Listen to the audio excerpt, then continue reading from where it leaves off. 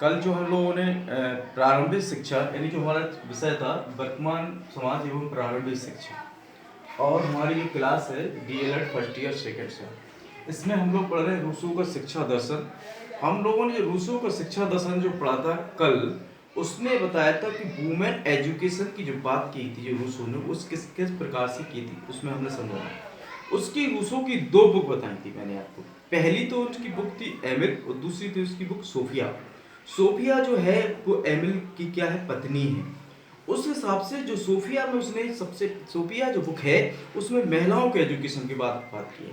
तो जो महिलाओं का एजुकेशन किस प्रकार से हो रहा है वो कल हम डिस्कस कर चुके हैं।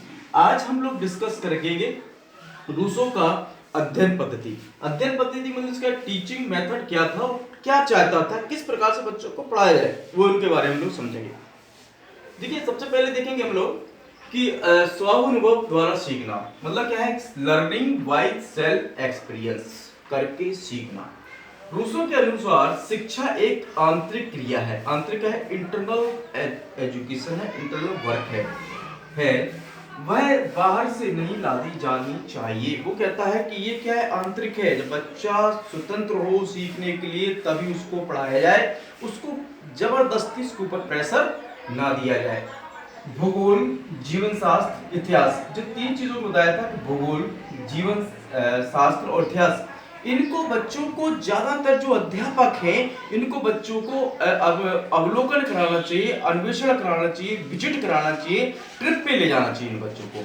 जब भी ये चीजें देखेंगे तो स्वयं को समझेंगे कि उससे क्या है, उनको अच्छी तरह से वो नॉलेज को समझ सकते हैं और वह चीज उनको ज्यादा दिनों तक क्या है वो उनके दिमाग में सेफ रह सकती है और ज्यादा दिनों तक वो चीज याद रह सकती है।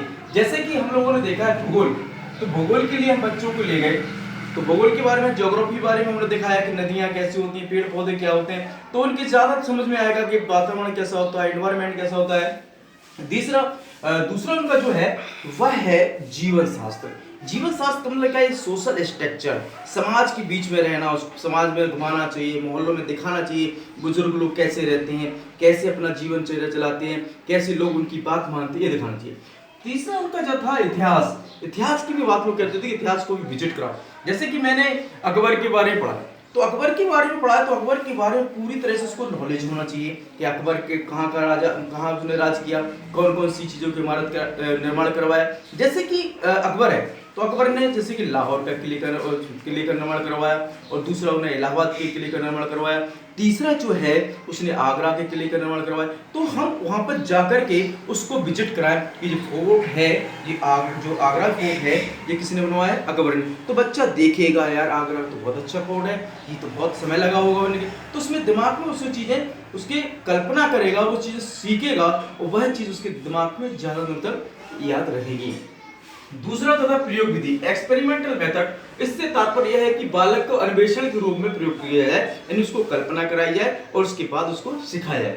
तीसरा है खेल विधि, खेल विधि प्ले मेथड। रूसो चाहता था कि बालक को हंसते खेलते शिक्षा प्राप्त करें, मतलब वो चाहता था कि बच्चे को हंसते खेलते शिक्षा देनी चाहिए, तो उसके ऊपर किसी भी प्रकार का दबाव नहीं डाला जाए। बालकों की जो प्रवृत्तियां हैं उनको प्रकृति में ढंग से ढलने दी जाए, जो उनकी प्रवृत्तियां हैं उनको प्रकृति के रूप में ढलने का काम किया जाए और उनका विकास हो सकता है, अच्छी तरह से विकास होगा। चौथा है करके सीखना, लर्निंग बाय डूइंग, मतलब करके सीखना। रूसो अपनी शिक्षण पद्धति के अंदर करके सीखने पर बल देता है। किस पे देता है, करके सीखने पर बल देता है। बालक अपनी इच्छा अनुसार करता है, उससे पूरा करने में उसे संतोष एवं आनंद मिलता है। जब हम कोई चीज बच्चों को देते हैं करने के लिए तो बच्चा क्या करता है, जब वो काम कर लेता है तो उसे संतोष और आनंद मिलता है और वह ज्ञान काफी दिनों तक उसके दिमाग में फिट हो जाता है। पांचवा है मनोविज्ञान सिद्धांतों के अनुसार शिक्षा। इसमें क्या है, लर्निंग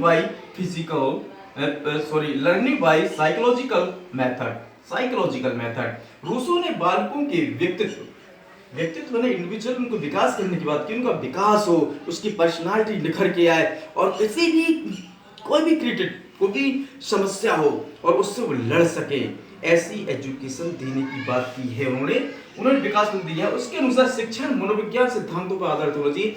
आजकल हम लोग देखते हैं आदमी क्या होता है, थोड़े समय में क्या होता है, जल्दी क्या होता है, चिड़चिड़ापन हो जाता है, तो वो कहते हैं कि ये रीजन क्यों है कि आदमी क्या है कि जल्दी से हर चीज को प्राप्त करना चाहता है, उसकी क्या है कि प्राप्त करने की मतलब हर चीज को प्राप्त करना चाहता है, लेकिन उस काम के लिए वह व्यक्ति मेहनत नहीं करना चाहता।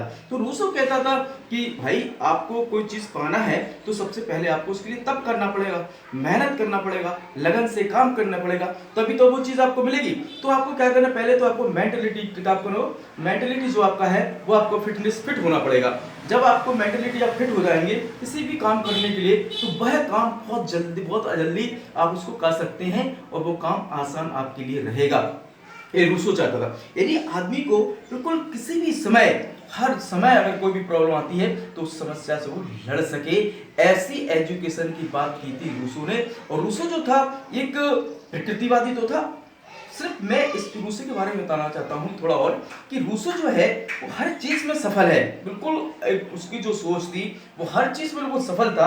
लेकिन जो महिलाओं के एजुकेशन की बात आती है तो यहाँ पे थोड़ा सा क्या, वो 100% भी वो महिलाओं की शिक्षा के बारे में बात नहीं करता है। इस यहीं पे फैल है रूसो, वरना रूसो का जो शिक्षा दर्शन है वो महान शिक्षा दर्शन है, ग्रेट एजुकेशन उसने दिया है, और उसकी जो पद्धति है वो भी उनकी बहुत ही ग्रेट रही है। और उनका कहीं ना कहीं आज उनको हम उनका जो शिक्षा दर्शन है उसको हम, उसकी शिक्षा दर्शन से हम कुछ ना कुछ सीख रहे हैं और बच्चों को सिखाने का काम कर रहे हैं। हमारा शिक्षा दर्शन का अर्थ यही होता है, खुद सीखें और दूसरे को सिखाएं, यही शिक्षा दर्शन है। और जब हम सीख जाएं तो हमारा जीवन भी, मतलब शिक्षा का अर्थ यही है कि खुद बदले और दूसरों को बदलने का काम करें, यही शिक्षा दर्शन है।